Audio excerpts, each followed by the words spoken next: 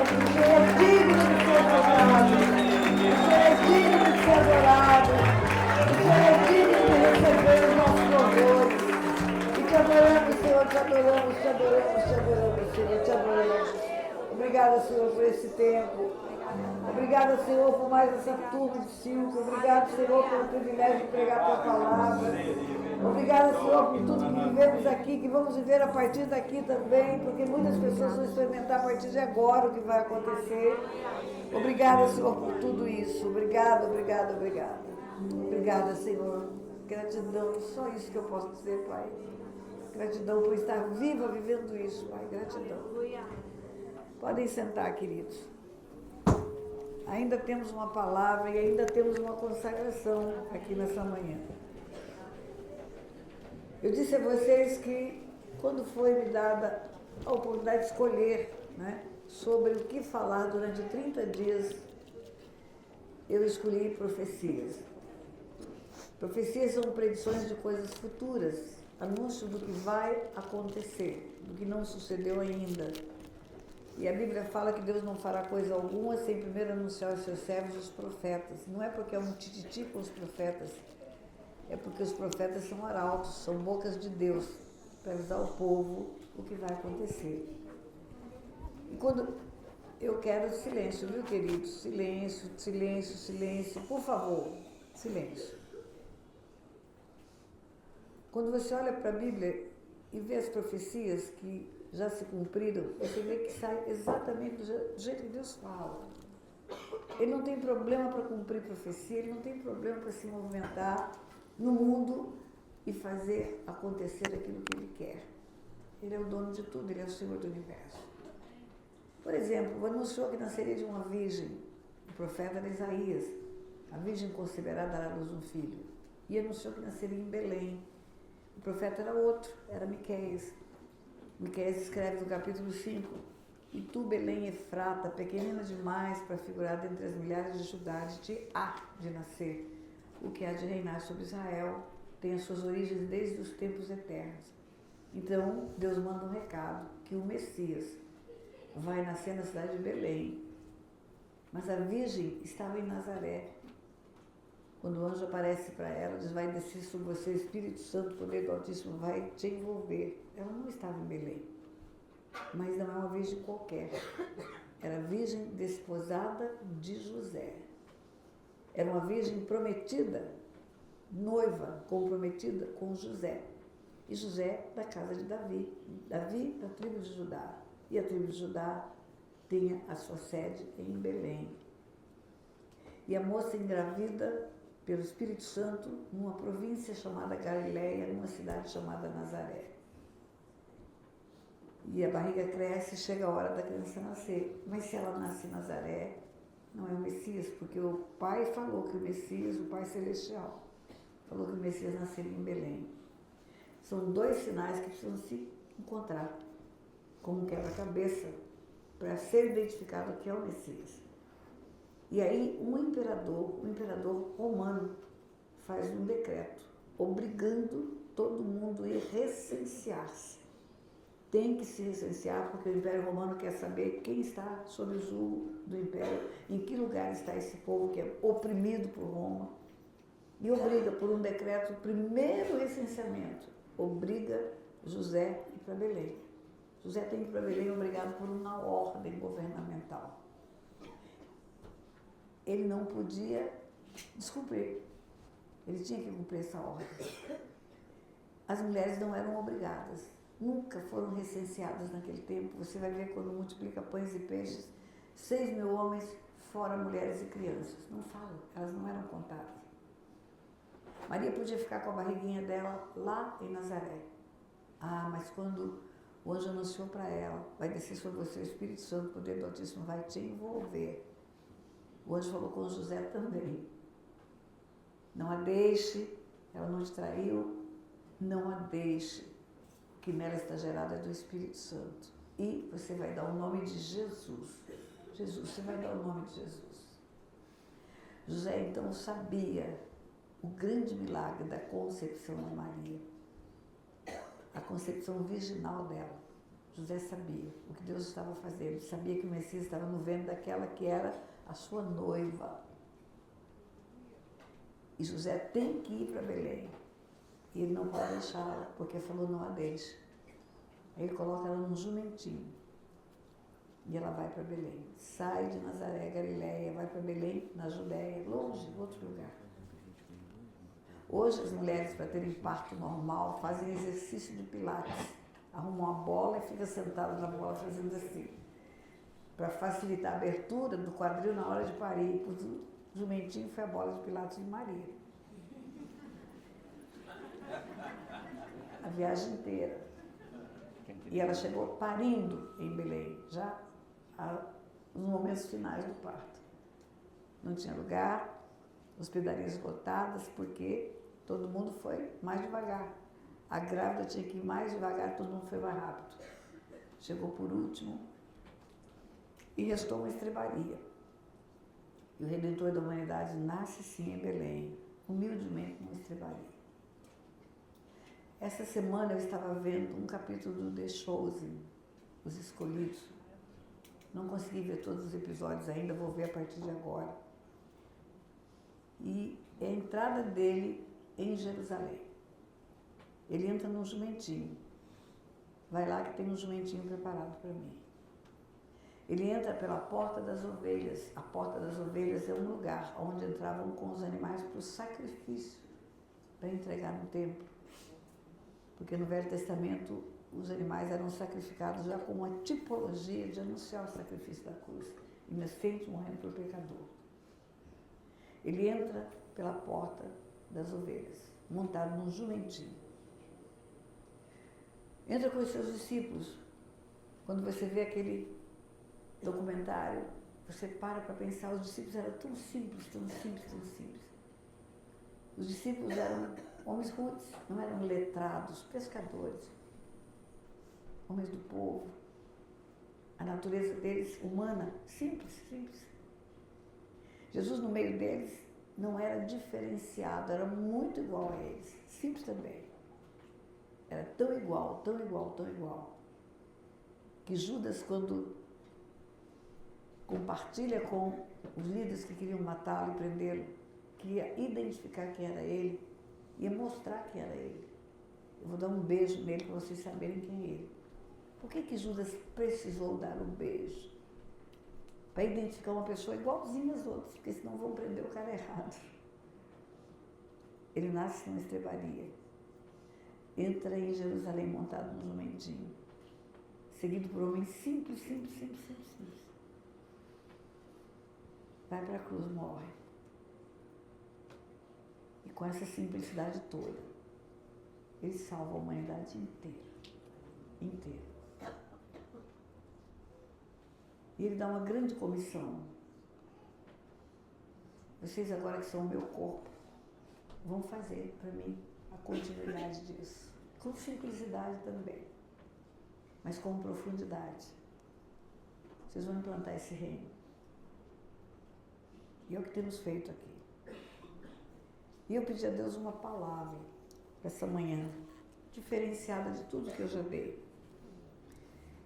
E eu fui para a profecia. Uma profecia é uma predição de coisas futuras, é um anúncio do que ainda não aconteceu, é uma informação antecipada para que a gente se prepare. Fique ligado, fique ligado.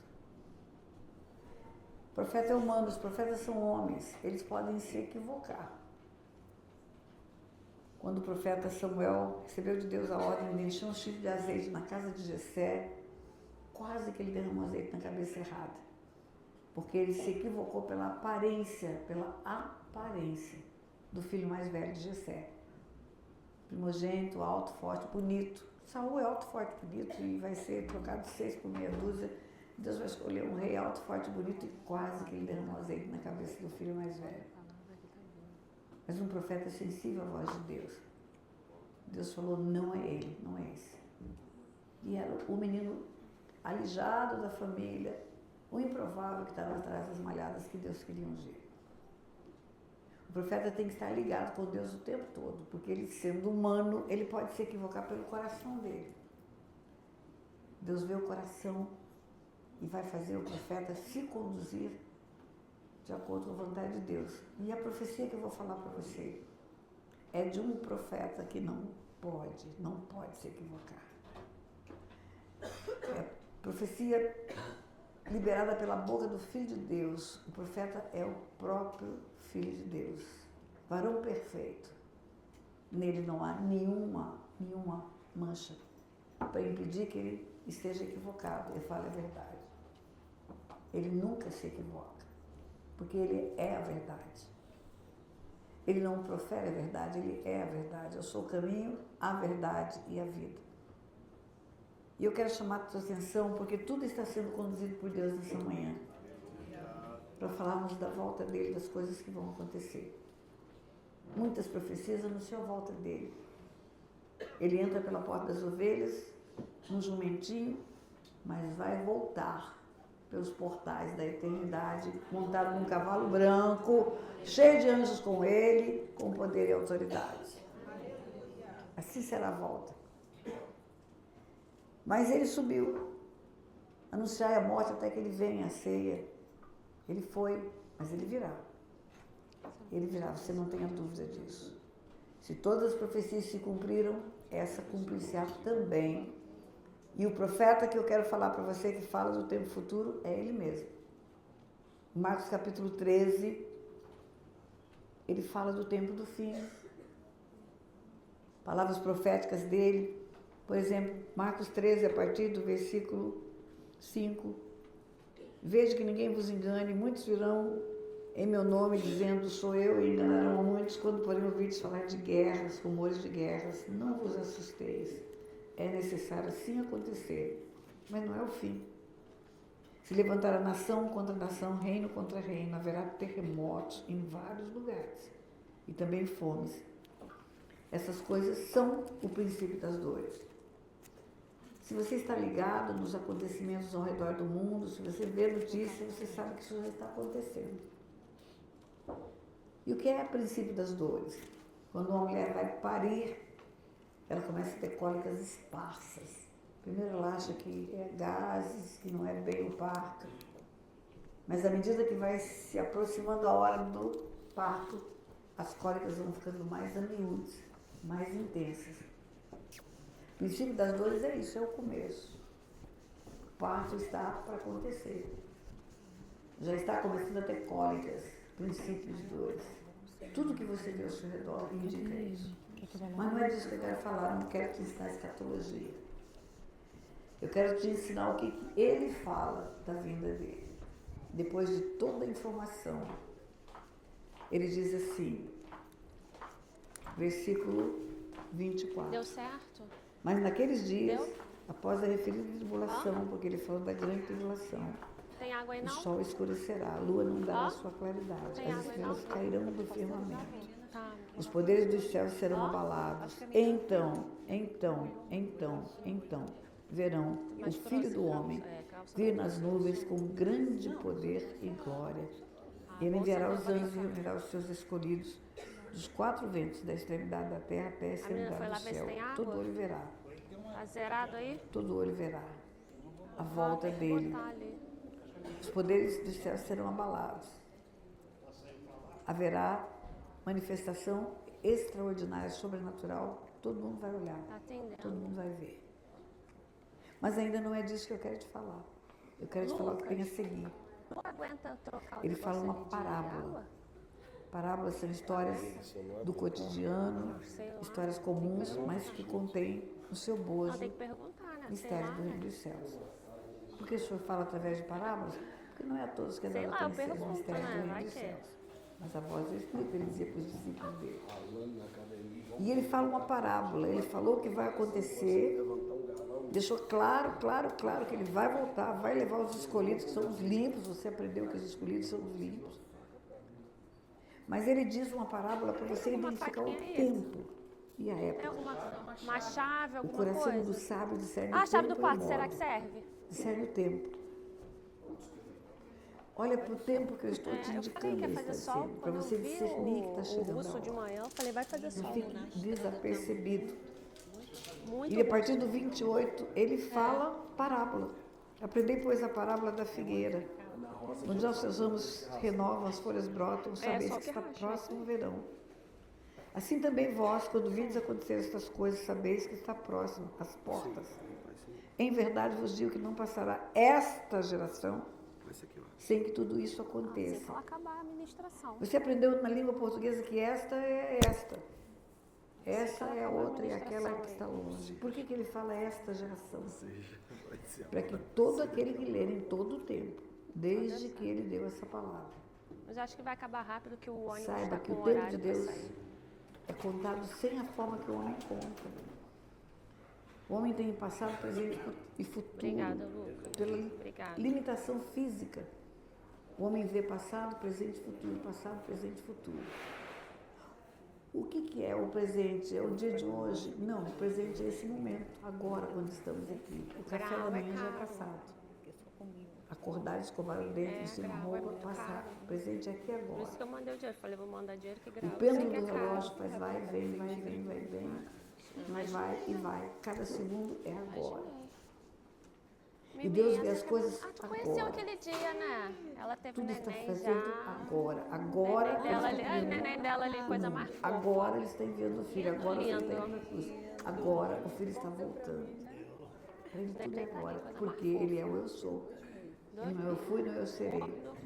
O tempo dele é sempre o tempo presente. Acho que daí é Então Jesus está dizendo, não passará esta geração, toda a geração que lê, precisar meus deitar lá pais, no meus quarto avós, para meus poder netos, trocar, meus né? netos, vão entender que é agora, para Deus é agora, está acontecendo.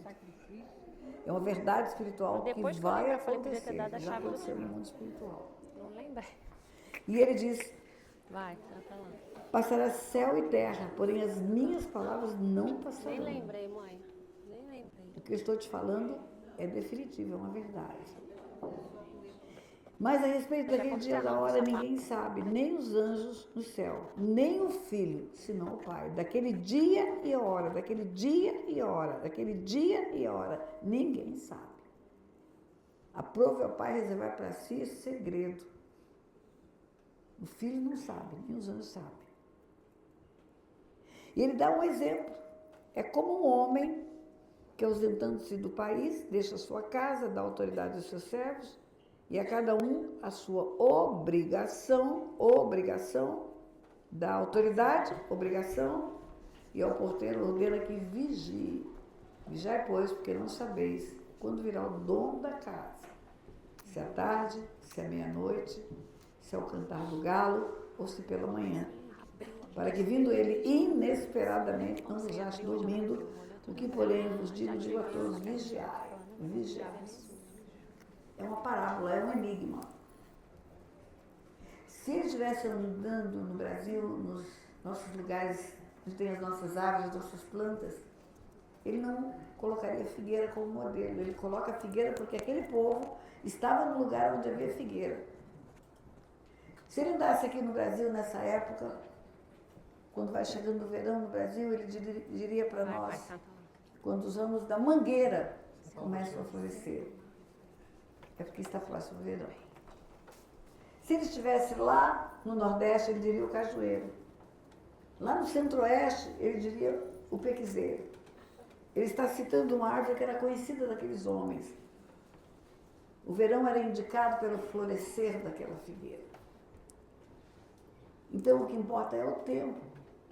É o tempo que chama verão. Ele estava dizendo, tem um tempo, e nesse tempo você vai ver o que vai acontecer. Não fica desapercebido. Ele dá um exemplo prático. É como um homem que, ausentando-se do país, deixa sua casa, dá autoridade aos seus servos, e a sua obrigação de porteiro ordena que vigie. Foi o que ele fez quando ele deixou a terra. Ele deixou uma igreja com autoridade e com obrigação. Autoridade contra o império das trevas. Obrigação de ganhar almas. Ide por todo mundo, pregar o evangelho a toda criatura. É o que ele deixou. É como um homem que, ausentando do país, deixa a sua casa, essa casa é de Deus.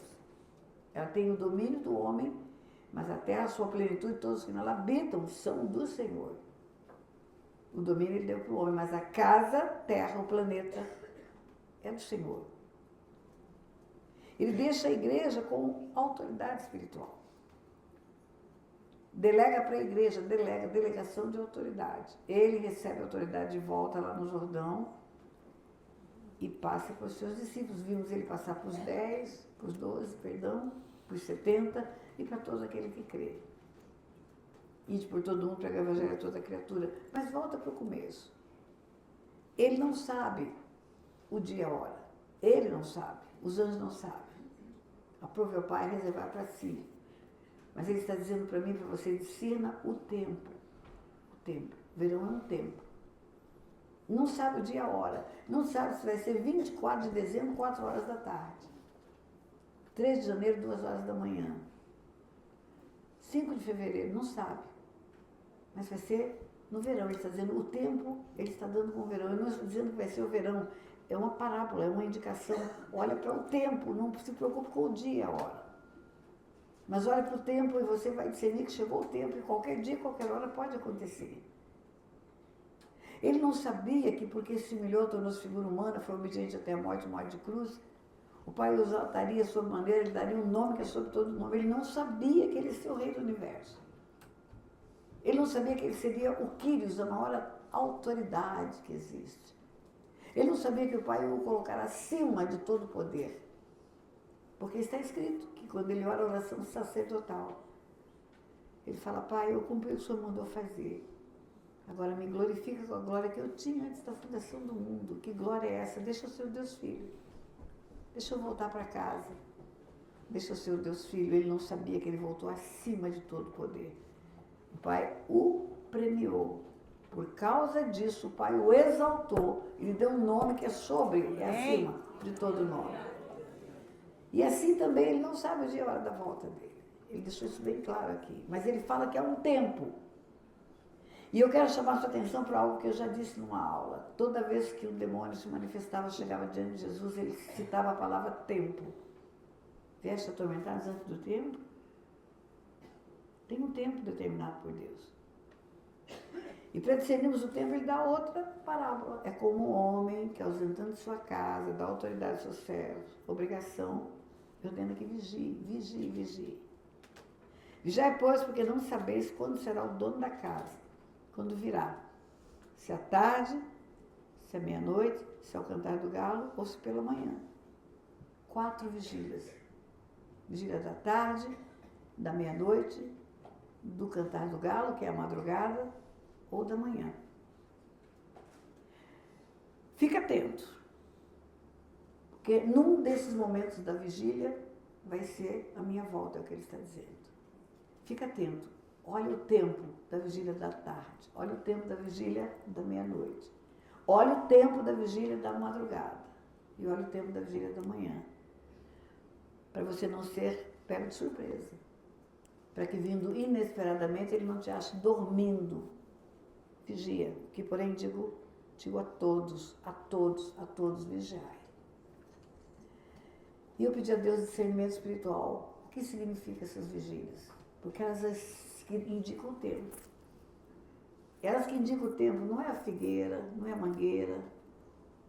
São as vigílias que indicam o tempo. E eu entendi o que Jesus estava dizendo. Vigília da tarde, vigília da tarde, vigília da tarde. O que acontece à tarde? O sol já se pôs, você não vê mais ele no alto céu, mas ainda há luz.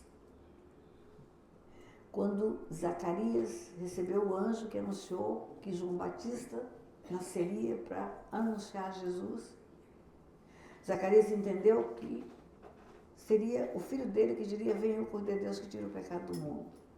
E quando João Batista nasceu, Zacarias profetizou sobre a vida do filho, um bebê. E sabe o que ele disse para João Batista, bebê? E tu, menino, serás profeta do Altíssimo, vais anunciar a vinda do sol nascente das alturas, aquele que vem para iluminar os que jazem em trevas. O sol nascente das alturas, você vai anunciar Jesus. E Jesus é o sol nascente das alturas.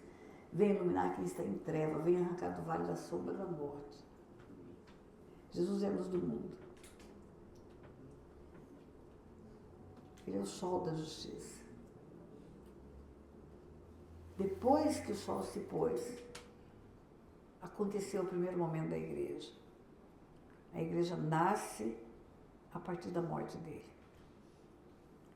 Você viu quando eu falei da ressurreição dele, Maria Madalena foi ao sepulcro, ele fala, não me detenhas, eu ainda não subi para o meu Pai e vosso Pai, vai anunciar para os irmãos que você me viu. Pela primeira vez na Bíblia, ele fala irmãos. Até ali era servo, era amigo, agora são irmãos, porque ele já comprou. E é com esse sangue que ele comprou os irmãos, que ele comprou o corpo, que ele comprou a igreja. Ali começa a igreja primitiva, a igreja 01, do tempo do fim da caminhada com ele, mas da tarde, que ainda tem luz. Você acha que a igreja primitiva sentava um atrás do outro, vendo a nuca do outro, como a gente faz hoje? Não. Eles se reuniam em salas, conversavam, riam, brincavam e falavam do que viram e ouviram. Eles foram testemunhas de tudo que ele fez quando ele andou entre os homens.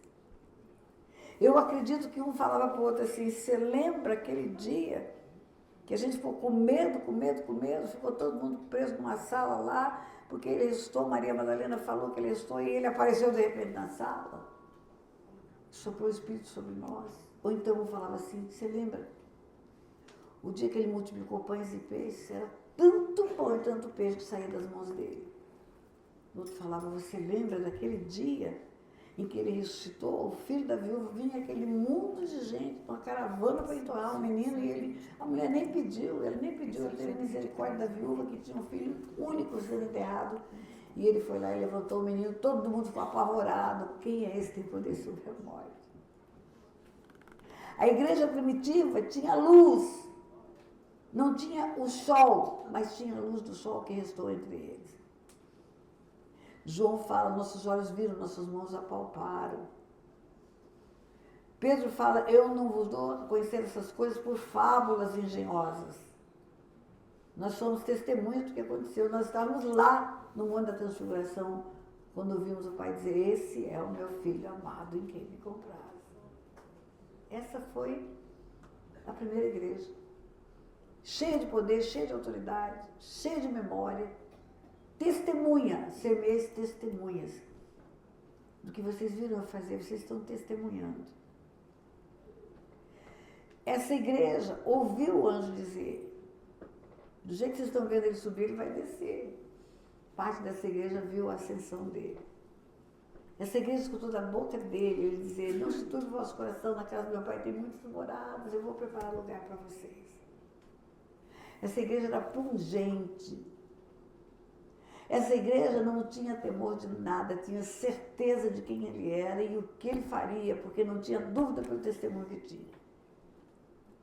Por que você acha que nessa igreja 01, a igreja primitiva, eles vendiam tudo que tinha e dividiam entre os pobres? Porque eles sabiam que bens não seriam arrebatados. Eles sabiam que coisas não seriam salvas, mas pessoas seriam salvas. Valores financeiros não tinham importância para eles. Tinha importância ganhar vidas, pregar. E eles criam que Jesus voltaria naqueles dias. Eu tenho certeza que conversavam entre si e diziam, daqui a pouco ele volta, calma que daqui a pouco ele volta. Ele falou, na casa do meu pai tem muitas moradas, vou preparar um lugar, volto para vocês. Mas ele não voltou. Ele não voltou na vigília da tarde. Tem outra vigília, vigília da meia-noite. Meia-noite na Bíblia é escuridão plena. Não tem luz na rua, não tem poste de rua. As luzes das casas apagavam cedo, porque era lampião, lamparina. Meia-noite, está todo mundo dormindo, está todas escuras. Meia-noite é trevas puras.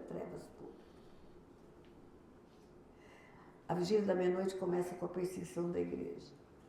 Diversas perseguições. Igreja massacrada, igreja no Coliseu, igreja torturada, igreja afligida. A noite é longa. Durou muitos anos essa igreja da vigília da meia-noite. Cárceres, torturas, queriam que Jesus fosse negado. Nesse tempo da meia-noite foi criada a idolatria. O paganismo entra na igreja. As deusas do paganismo viram agora as santas da idolatria. Eu te desafio a ler um livro que chama Babilônia, a Religião dos Mistérios. Você vai ver que a deusa com a criança no colo era das religiões pagãs. Vamos trazer para dentro do templo, porque aí esse povo vai receber o que ensinamos. A vigília da meia-noite esconde a verdade. Os pergaminhos com a verdade ficam guardados, porque eu posso pregar qualquer coisa. A vigília da meia-noite coloca um homem como aquele que edifica a igreja, o Papa, o Pedro. Não é Jesus que edifica. A vigília da meia-noite coloca um Jesus esquálito, arrebentado, quebrado, destruído. Ele não é exaltado. Nasce na Páscoa. Nasce na manjedoura, no Natal, nasce no Natal. Morre na Páscoa. Continua morto. Não fala da ressurreição, não fala da volta dele. O ano que vem, nasce no Natal, morre na Páscoa. A cruz representa ele, a cruz está vazia. O caixão representa ele, o caixão está vazio. Ele não está no lugar que a idolatria coloca. E presta atenção, o Deus da idolatria não é o nosso Deus. Você vai ouvir falar, é o mesmo Deus, não é o mesmo Deus. Porque o nosso Deus odeia a idolatria. Está escrito na palavra dele. Agora, para vender a idolatria, tiveram que esconder a verdade.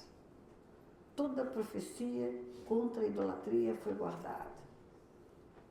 Cria um catecismo, cria um livrinho.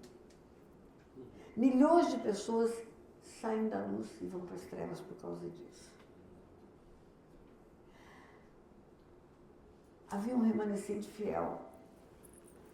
Mesmo perseguidos, essa vigília da meia-noite chegou até o momento que chamamos de Santa Inquisição, que de santa não tem nada. Matando homens e mulheres que não negavam o Evangelho, que apregoavam o Evangelho, que se levantavam contra a mentira. Se eu vivesse naquele tempo, eu teria ido para uma fogueira, tenho certeza disso. Mas eles aguentaram. Eu estive em lugares do mundo que os homens foram perseguidos e é assustador. Eu estive na Suíça recentemente, na beira de um rio, tem um paredão de pedra, em cima do paredão de pedra tem lá uma lápide de metal, que eu acho que é ferro, qualquer coisa assim, para ficar escrito. Ali, os homens que não se rendiam à idolatria eram amarrados com a corda, com uma pedra, jogados dentro daquele rio. Era o lugar da morte deles. Porque eles não se rendiam à idolatria. Se levantavam dizendo, não é verdade, não se compra lugar no céu, é pela graça, é apenas pela graça, é de graça, é favor imerecido, penitência não sou eu que me salva, não adianta fazer penitência, não adianta cortar as cordas, não adianta fazer reza, eu preciso apenas receber Jesus. Aqueles homens foram sacrificados, mulheres. Mas eles criam que Jesus voltaria naqueles dias. Eles diziam, aguenta, aguenta, aguenta, aguenta, aguenta. Mas Jesus não voltou. Não voltou na vigília da meia-noite. Não foi o tempo. Mas tem uma terceira vigília. Vigília da madrugada. O que acontece na madrugada? O galo canta para anunciar que o sol vai nascer. O galo canta. O que foi o cantar do galo na igreja? O que é representado por essa vigília na igreja? Que momento da igreja é o cantar do galo? É o grito. É o grito da reforma protestante. É o grito de homens e mulheres de Deus que disseram tudo isso é mentira. Não há como salvar o homem se não for pela cruz. Reformistas pagaram com a vida porque se levantaram contra a mentira. Homens, que você conhece o nome de algum deles, Zwinglio, Calvino, Lutero e outros anonimamente, se levantaram contra a idolatria, contra a mentira. contra o governo humano do reino. Perderam muitas coisas. Foram perseguidos, foram humilhados. Se levantaram contra um poder constituído de Roma. Se levantaram contra o maior poder humano do tempo. Mas eles suportaram. Continuaram apregoando a verdade, pagando alto preço e aprendendo a verdade, porque foi ensinada a mentira para eles a vida inteira. Quando você é instruído da mentira desde criança, você vive aquela mentira. Você é formatado na mentira. Para você mudar, você tem que começar a aprender tudo de novo, tem que zerar tudo, passar a régua no passado. Meu Deus, só aqui no circo que eu escutei que o santo está morto. Não está morto. Aí você vai ter que rever tudo isso. Vai chegar em casa, vai ter estátua do morto. Vai se ajoelhar diante da estátua do morto. Vai fazer sacrifício para a estátua do morto. Teve uma edição do Circo de Brasília que um policial rodoviário federal, que durante 27 anos coordenava a romaria na Dutra, que vai para Aparecida, 12 de outubro, multidões que vão fazendo sacrifício, carregando cruz, andando, são os romeiros descalços, vem de longe, vem do norte do país, atravessando a nação a pé, vem do sul do país. Esse homem, durante 25 anos, ali naquela região, fazia a administração do tráfego na rodovia Presidente Dutra, do trânsito. Esse homem foi para o circo, se converteu, foi para Brasília. Ele foi pastora 25 anos. Eu servi para ajudar o povo a chegar no lugar da mentira. E agora, o que eu faço? Eu começo a fazer diferente. Vai para a rodovia, distribui panfletos, mostra a verdade. Apregoa, fala. Conta o que você sabe agora. Ele saiu com a força, saiu da água do batismo com a força de começar um novo caminho. A terceira vigília passou. Jesus não voltou na terceira vigília. Tem a última e a quarta vigília, são 4. Manhã, a vigília da manhã. O que é a vigília da manhã? O dia já raiou. Aqui tem pessoas do Brasil inteiro, tem acho que 20 estados, tem 2 países, tem pessoas de 2 países de fora. Levanta a mão para identificar você que veio de outra nação. Tem 1, 2, 3, 4 pessoas que vieram de outras nações em busca da verdade. Pagaram alto preço de passagem aéreas, hospedagem, inscrição para poder fazer o curso. Porque estão querendo a verdade. Tem liberdade para isso. Você tem liberdade para fazer um vídeo e colocar no YouTube para falar a verdade. Você tem liberdade para usar o TikTok, o Instagram, o Telegram para falar a verdade. Amém. Nasceu o dia. Você não vai mais para o calabouço para falar a verdade.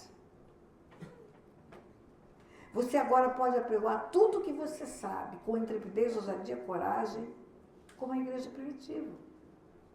A igreja primitiva dizia, ora, que Deus abre portas para nós. Quando eles eram perseguidos, eles ficavam mais animados. Cada vez que eles eram perseguidos, ficavam animados. Você pensa que eu não sou perseguida nas redes sociais? Você pensa que não tem uns teólogos de plantão que me jogam pedra todo dia? Você pensa que não tem uns que falam, mulher tem que ficar em casa de boca fechada? A vontade que eu tenho é dizer, vaza do meu canal. Mas eu não quero fazer isso, eu quero que ele escute a verdade. Eu quero que ele apregoe a verdade um dia. Você nunca viu ladrão entrar em casa vazia? Quanto mais bens tem dentro da casa, mais o ladrão quer entrar. Quanto mais você tem frutos para dar, mais o diabo quer te calar. Meu Deus, é verdade, Jesus. Mas ele inventa uma artimanha para te botar de boca fechada. Chegou a vigília da manhã. Agora eu tenho algo para contar para você. A igreja vive como uma corrida de revezamento. A corrida de revezamento são 4 turmas, se você já viu na Olimpíada. Uma turma começa a corrida, tem um bastão na mão. Chega num ponto da corrida, ela passa esse bastão para outra turma. Eles param e o bastão continua. O bastão é o sinal, é o símbolo de que a corrida não acabou. A segunda turma pega o bastão e corre para fazer jus ao sacrifício da primeira turma. Não reduzir o ritmo para poder chegar no pódio. A segunda turma chega no ponto que tem que chegar, tem um limite. A corrida toda não pode ser feita por todos. Uns correm um pedaço, outros correm outro pedaço. Passa o bastão para a terceira turma. E a mesma coisa acontece com a terceira turma, que chega no lugar de passar para a quarta turma. A quarta turma é a última turma. Recebe um bastão que já foi trazido por 3 turmas. Já correu 3 turmas esse bastão. Ela tem responsabilidade de continuar correndo. Não reduzir o ritmo e se esforçar mais ainda. O que eu estou querendo dizer para você é que na quarta vigília, no momento que se chama hoje, em que nós somos a luz do mundo, Jesus diz, eu sou a luz do mundo, depois ele fala assim, vós sois a luz do mundo. Vós sois a luz do mundo. Vós sois a luz do mundo. No momento em que eu tenho esse bastão na mão, e que eu vou ser parte da quarta vigília, pela graça e pela misericórdia, Deus só pela graça e pela misericórdia. Ele me ensina as coisas que me ensina, ele me estimula a fazer o que eu faço. Ele me renova as forças, ele tira todo o abatimento quando eu estou cansada. Eu falo que eu canso, eu sou humana sim, mas uma boa notícia e minha alegria fica para sempre. Forças renovadas, tudo começa. Eu tenho condição de começar um filme que é amanhã. Só não faço isso porque eu vou matar os conselheiros, porque no fim eles estão cansados e eu não.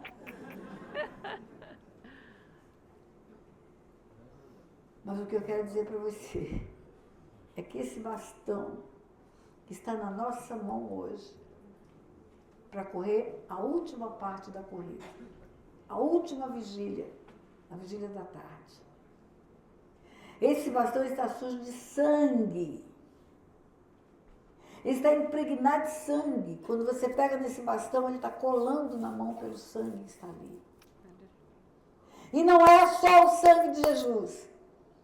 É o sangue de homens e mulheres que deram a vida. Aleluia. Para o Evangelho chegar até nós. Homens e mulheres que pagaram o preço. Deixaram tudo. Não tiveram suas vidas por preciosas. Se submeteram à perseguição. Aceitaram o escárnio. Aceitaram o descaso. E hoje somos essa turma da vez. Aleluia, Jesus. Você estudou comigo aqui que Deus chama gerações à existência. Ele escolhe quem vai nascer quando e aonde. Não é uma obra do acaso. É uma programação divina. Tânia é a juíza desse tempo guerreira. Débora era a juíza do Velho Testamento. Ele escolheu isso. Ele escolheu isso. Quando as pessoas começam a dizer, pastora, quantas revelações. Um dia um homem falou, o senhor é o Paulo dessa geração. Eu falei, meu Deus, isso é demais para eu ouvir, mas eu entendi o que aquele homem estava dizendo. Não é idolatria, não é bajulação. Ele estava dizendo as revelações que a senhora traz para nós são extraordinárias. Quando você escuta alguém dizer, você é um general de guerra, tem generais na terra, você é um general. Eu falo, Deus, eu não sou nada disso. Deus fala, sim, filha, eu te fiz chegar até aí. Aí eu começo a entender a grande responsabilidade que eu tenho, como Débora teve no Velho Testamento. A juíza Débora, a juíza Tânia hoje. Mas eu não estou aqui para falar de mim.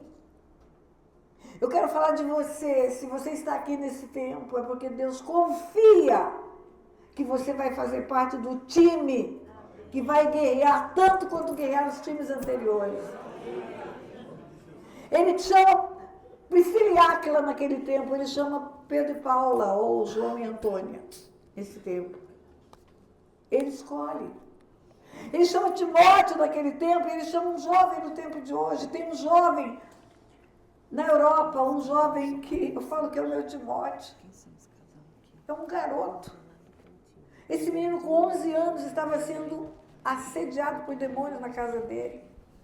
A família não sabia tratar.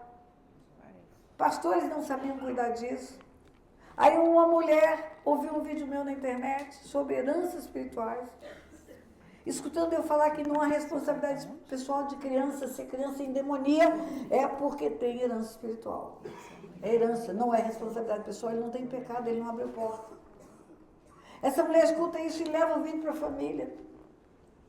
E a família começa a ouvir. E a família compra o Silk Online, que quando houve a pandemia eu criei o Silk Online. Eles não podem sair, eles estão na Europa, estão em Londres, e eles ainda não têm possibilidade de sair e entrar, estão legalizando a sua situação. E esse menino é liberto pelos vídeos. A mãe, o pai confessa os pecados, entrega para Deus as heranças antigas, toma posse da nova herança e o menino não endemonia mais, não endemonia mais.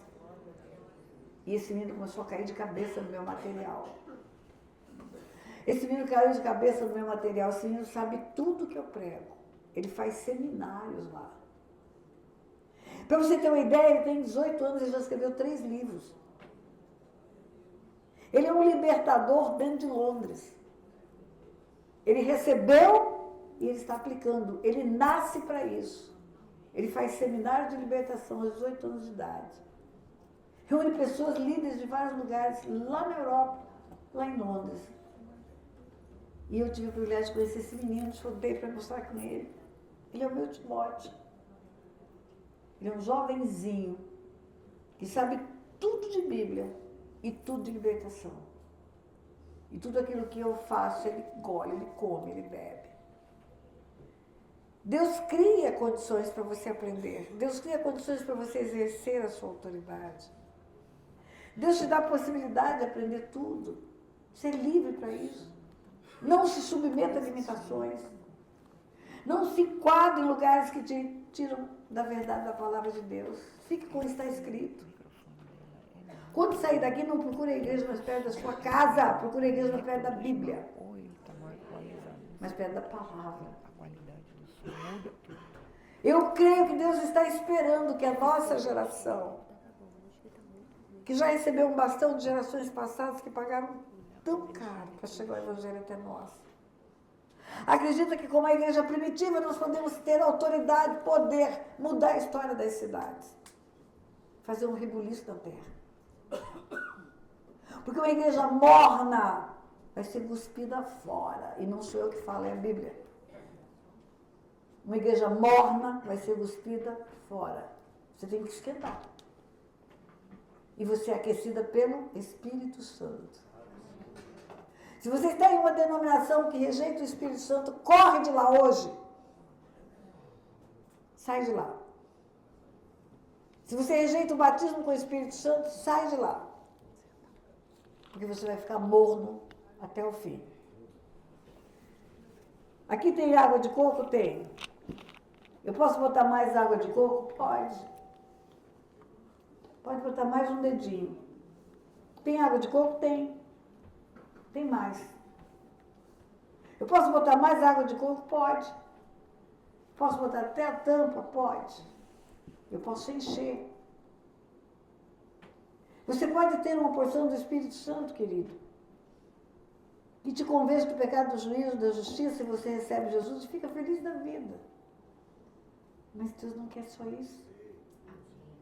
O Espírito Santo é Deus conosco hoje. Não é mais o Pai falando com Moisés. Não é mais o Filho andando no nosso meio. É o outro. Eu vou mandar o outro. E o outro é o Espírito Santo. É dentro de nós. Eu posso ser cheia do Espírito Santo. Eu posso ter o Espírito Santo para transbordar em mim. Eu posso ter só uma gotinha. Vai depender de mim. Enchei-vos do Espírito Santo. É você que vai buscar. E eu ainda posso pegar um balde de água de coco e mergulhar essa taça dentro daquele balde. Não vai ser a taça que tem água de coco, é a água de coco que tem a taça. É Deus que tem você, você está inteiramente com você. Amém. Busque isso, queridos, busque isso. Busque isso. Se você estiver mergulhado nesse Espírito Santo, você vai ter revelação de tudo que Deus quer te ensinar para esse tempo. Você vai ouvir a voz dele como você está ouvindo a minha. Você vai ficar incomodado com o erro. Você não vai aceitar mentira. Você vai ter ousadia, intrepidez e coragem cheia do Espírito Santo, ninguém te segura. Essa que tem que ser a igreja do tempo do fim. A igreja está sendo preparada para a batalha final. E eu queria dizer isso para vocês. Não perca o foco de que vocês fazem parte da última e da quarta vigília. Não haverá uma quinta. Ele vai voltar. Ele vai voltar. Quando eu li aquela profecia de Zacarias, em toda a terra, diz o Senhor, 2/3 dela perecerão. Mas a terceira parte restará dela, e eu farei passar a terceira parte pelo fogo. E a purificarei como se purifica o ouro, como se purifica a prata. E esse terceiro pedaço, que vai estar limpo e purificado, vai dizer, é o meu Deus. E eu direi ao meu povo, o povo que vai subir, o povo que vai ser levado, é limpo. Eu já contei isso em vídeos, vou contar para você. Eu gosto muito de ouro, joias. Eu entendi pela palavra de Deus, Ezequiel 16, o enfeite das mulheres representa a glória de Deus. Ele fala isso, quando ele pega Jerusalém, ele fala, tomei você para mim, te calcei, te vesti roupas íntimas bordadas, te cobri de linho e seda, te calcei com um couro da melhor qualidade, te coloquei braceletes nos braços, colar no pescoço, arrecadas nas orelhas, pendente na testa. Eu coloquei a minha glória em você. Ele faz uma alegoria das joias com a glória dele. Eu entendi que Deus não tem problema com joias. Amém. Gostei disso.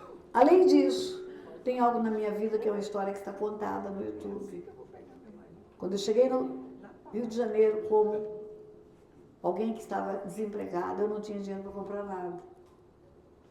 Mas o Banco Central do Brasil, onde eu ingressei para o concurso, era paralelo à Rua da Alfândega e lá tinha joalherias. Eu comecei a namorar joias. Ali eu comecei a namorar joias. Tinha um jogo de brinco e anel e pendente. E eu ficava horas olhando. No meu intervalo de almoço, eu ia andar para olhar a joia. Aí a vendedora saiu de lá e falou, a senhora está tão interessada, a senhora não quer ver o preço? Eu falei, não posso. Mas a senhora trabalha aqui perto, a senhora tem emprego? Eu falei, tenho, eu sou funcionária do Banco Central do Brasil, então a senhora tem crédito, vamos vender a prestação da senhora.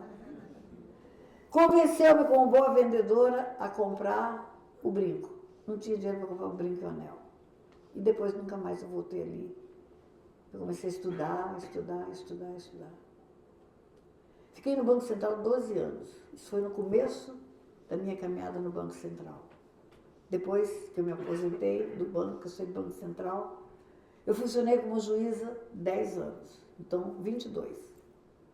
Depois ainda teve um tempo, e um dia pregando, mais ou menos 25, 30 anos depois, estava na cidade de Palmas, no Tocantins, ministrando para mulheres.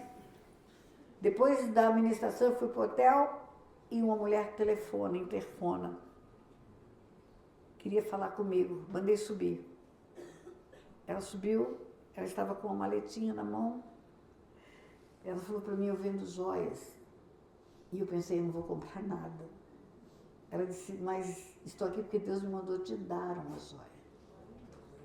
E eu vou entregar, porque eu sei que é Ele que está falando comigo. Ela abriu aquela caixinha, o que tinha lá dentro? O que tinha lá dentro? O anel. O anel de 25 anos atrás, que fazia o jogo com o brinco.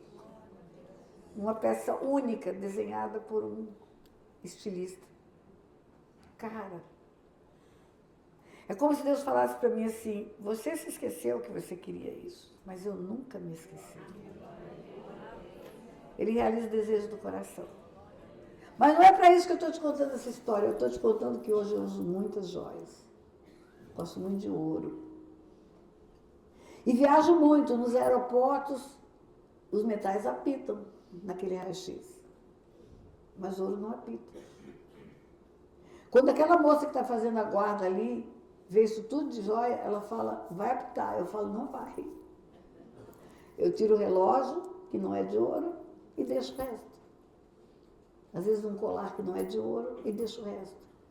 E ela olha para mim com uma vontade, como quem diz, vai me atrasar, vai apitar. Eu falo, não vai, mas se apitar eu tiro. Aí você passa e não apitou. E ela fala, não apitou? E uma delas, nos últimos viagens, ela falou, sabe por que não apitou? Porque é ouro puro, não tem mistura. Uau! Deus me purificará como se purifica o ouro. Me purificará como se purifica a prata. Vai tirar a escória da minha vida para eu ter condição de passar no raio-x do céu e não apitar. É isso. É isso, querido. É isso. Limpa-se. Prepare-se. Prepare-se porque ele veio. Você está vendo a última vigília. Deixa tudo que não te serve. Alinhe-se com o céu e saia daqui abrindo a boca para pregar aquilo que você está recebendo. Essa é a minha palavra nessa manhã, em nome de Jesus. E por que nós sabemos que Deus está fazendo o que Ele está fazendo? Nós agregamos conselheiros no nosso meio. Pessoas que vêm com o mesmo coração para servir. Ninguém faz nada sozinho. Jesus de cara já escolheu 12. Nós temos uma equipe muito grande de conselheiros. Eles chegam apaixonados por libertação. Buscam a palavra de libertação. E alguns deles têm o coração nas mãos de Deus para cuidar de vidas. Alguns deles têm o dom pastoral. Eles são pastores por dom dado pelo Filho. O Pai dá dons, eu falei para você, dom da fé, dom da salvação, dom da vida. Quem dá é o Deus Pai. O Deus Espírito dá dons espirituais, sobrenaturais. Dom de cura, dom de línguas, dom de interpretação de línguas, dom de discernimento espiritual. Dons espirituais são dados pelo Espírito Santo para fluir no sobrenatural. Mas o Filho que vem buscar uma igreja edificada por Ele, pela palavra dEle, dá dons ministeriais. Subiu, levou cativo o cativeiro, deu dons aos homens. Apóstolos, profetas, evangelistas, mestres, pastores. Apóstolos, profetas, evangelistas, mestres, pastores. Para quê? Por que dá dom ministerial para os homens? Por que ele deu?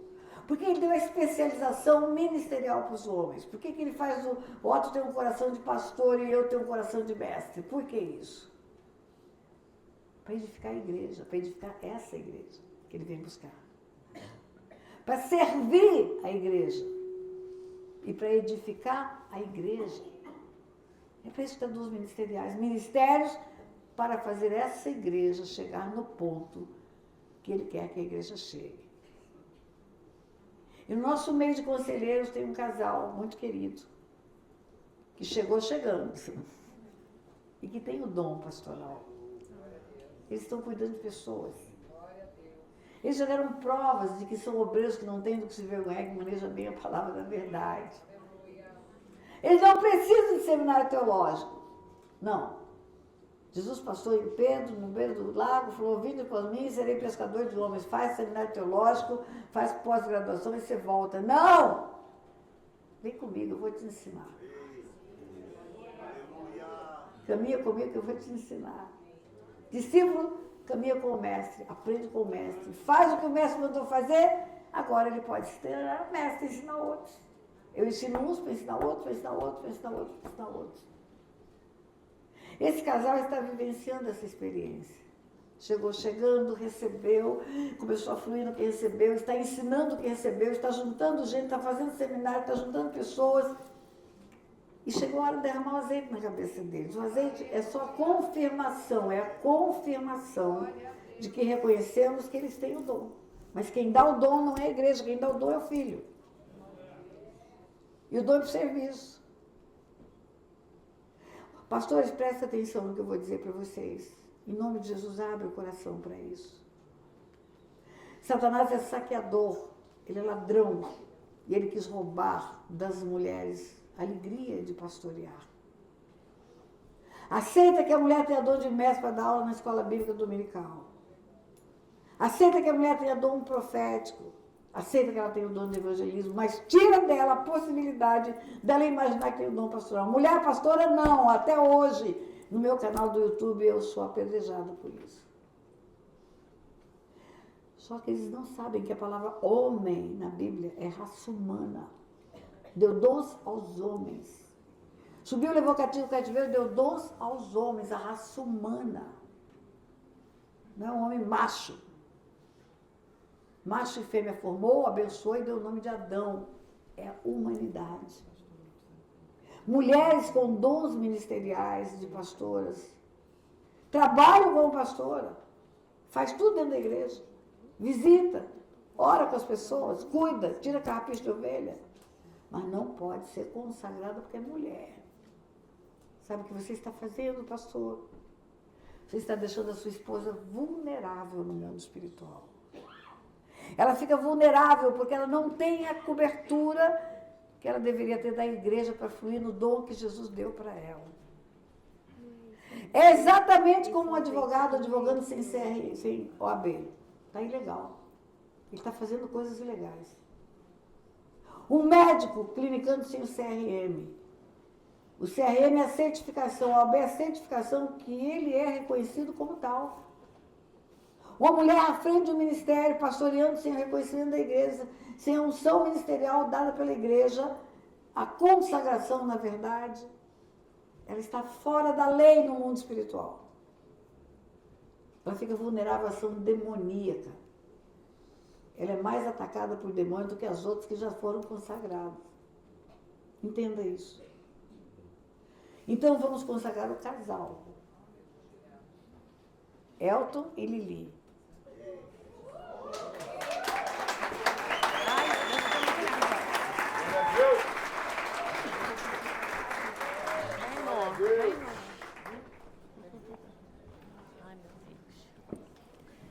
Eu vou pedir para afastar essa mesa como afastou ontem na hora da foto. Vamos colocá-los aqui na frente. E de forma mais alta para serem vistos.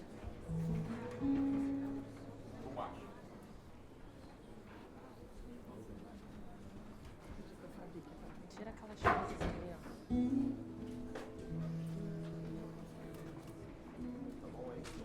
Bom, vamos fazer ali naquele lado.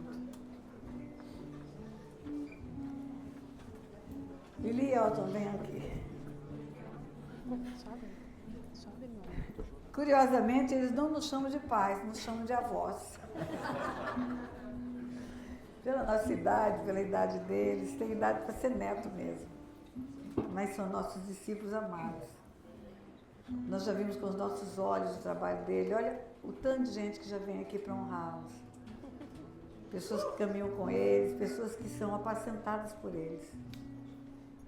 É a confirmação visual para você de que estamos fazendo a coisa certa. Mas eu não tenho dúvida, Deus já confirmou no nosso coração. Precisamos dar a eles a patente reconhecida dos homens, porque a patente dada por Jesus já foi dada. Eles já receberam o dom, o Filho já deu o dom. Deu o dom. Eles já edificam a igreja. Nós vamos apenas fazer a entrega do certificado. Aquilo que reconhecemos. Reconhecemos a unção do Senhor sobre a vida de vocês. Reconhecemos o chamado de vocês. Reconhecemos a grande responsabilidade que vocês têm tido para, na última vigília da terra, cuidar de um povo, libertar um povo, chamar esse povo para a verdade. Temos alegria de ter vocês como filhos. Alegria. Alegria quando vocês chegam para nos ajudar. Meu Deus, vocês não têm ideia o que isso representa para nós. Não faríamos nada se não houvessem pessoas como vocês. E sabemos que porque nascemos primeiro, nós vamos subir primeiro, se não formos juntos.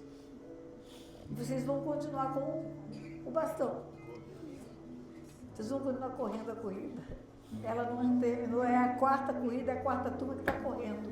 Que está correndo, eu não tenho dúvida disso. E aqui tem testemunhas, milhares, porque tem testemunhas espirituais também. Que hoje, vocês recebem essa patente. Cadê a bacia?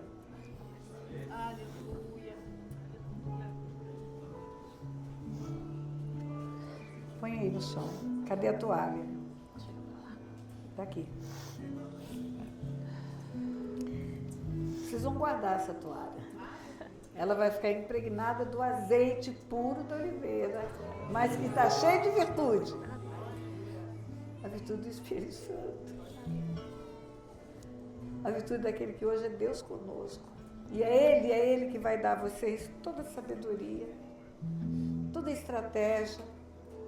Ele vai ensinar todas as coisas. Jesus falou, Ele vem e vai ensinar a vocês todas as coisas que vocês precisam saber para esse tempo.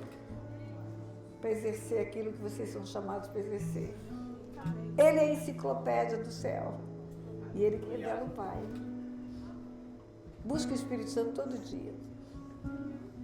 Busque revelação todo dia. Sejam instruídos na palavra, na palavra, na palavra. E vocês vão realizar o que Deus chamou vocês para realizar. Amém. Em nome de Jesus. Amém. Eu vou pedir para vocês. Microfone do Otto, alguém liga. Tá ligado. Tá ligado? Vocês dobrar os joelhos aqui. Não tá ligado. Tá ligado, né?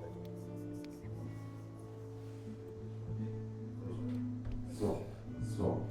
Outro. Só um som. Tu deu outro microfone. Então vamos pedir para vocês se ajoelharem aí.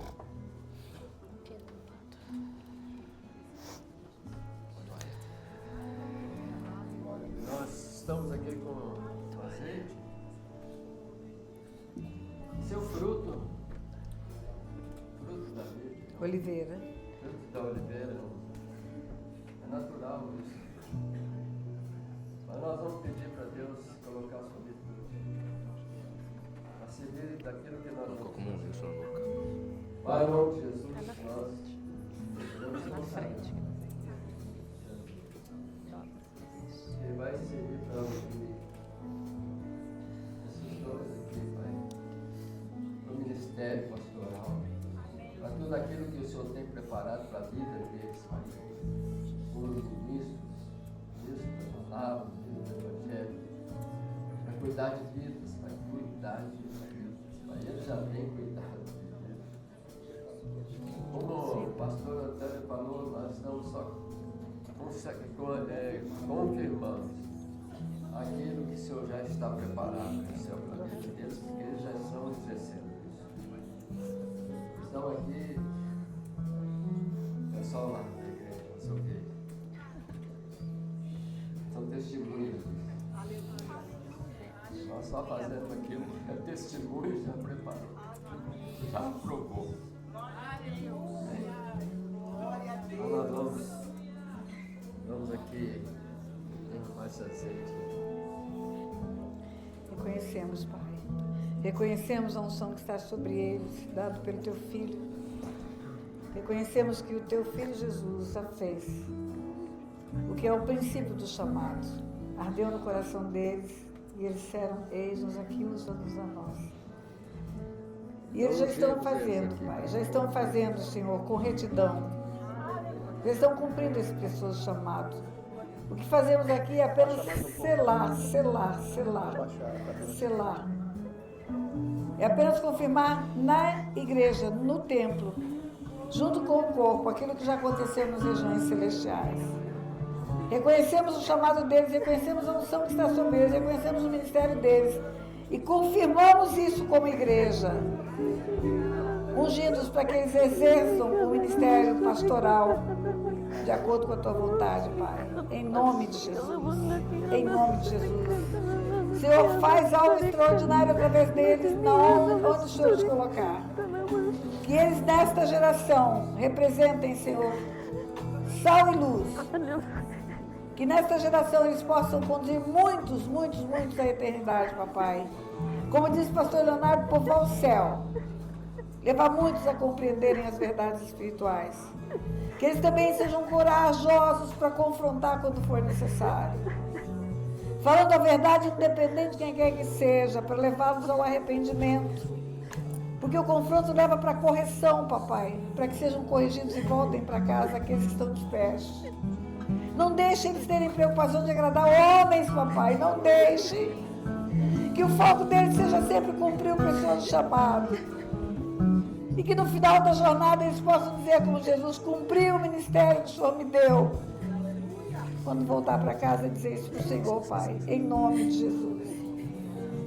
Nós abençoamos eles, papai. 1000 gerações é o ministério que eles abriram, levantaram. Que seja uma verdade espiritual o nome desse ministério. Além deles, além dos discípulos, além das ovelhas que o Senhor colocar na mão dele, os descendentes, as famílias, as gerações dos outros venham alcançar Jesus através da pregação da palavra que eles falam. Cobrimos esse casal. Nosso ministério cobre o ministério deles. Nos colocamos como autoridade sobre eles. Eles reconheceram essa autoridade, eles vieram buscar isso. E cobrindo eles, estamos aqui atentos para tudo que eles precisarem. Estamos atentos para estar com eles nos momentos que eles precisarem. E conduzi-los no caminho que é o caminho da cura e libertação da igreja, em nome de Jesus. Amém, amém, amém.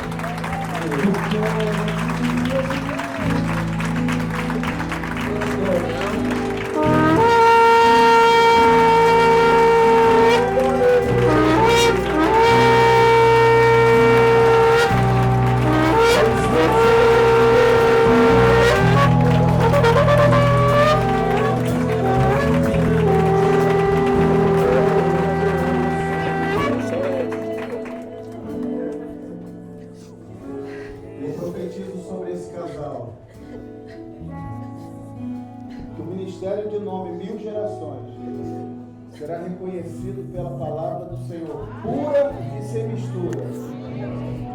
Esses pastores serão referência aonde o Senhor tem plantado eles, para que frutifiquem, para que vidas sejam transformadas e o céu seja povoado, em nome de Jesus.